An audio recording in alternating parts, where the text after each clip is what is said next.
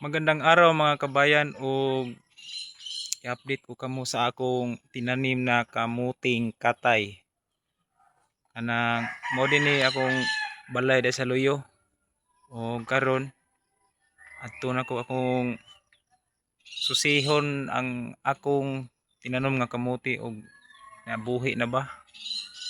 Sa daigdig ang buhay ay ganyan.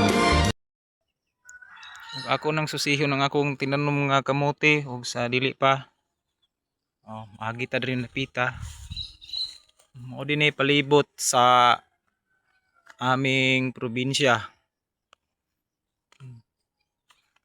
Ito yung karabaw na pinakain ko. Ito ang aking inalagaan na karabaw. Ito po. At ito ang katuwang ko sa pag-araro dito sa baul kasi ito ang nag-aararo ng aming lupa dito.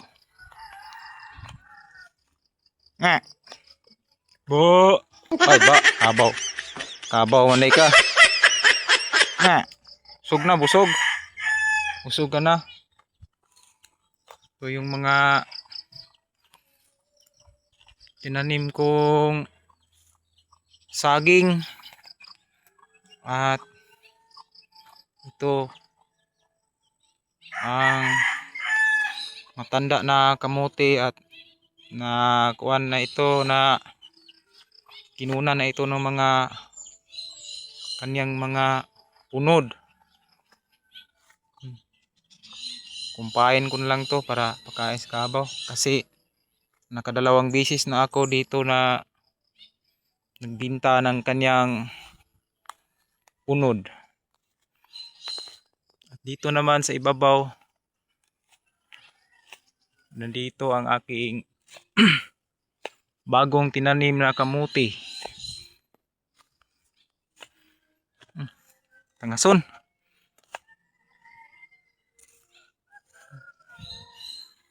Probinsya namin. Bukid. Ganito talaga pag nasa probinsya tayo. Itong mga view. Maraming mga puno. Kadalasan maraming mga kahoy dito. At ito. Pagkain to ng hayop. Ito. Napir. Napir ang tawag dito sa amin. Ito naman, anong tawag to sa inyo? Sa amin, kabahiro. Hindi ko alam kung anong Tagalog kasi taga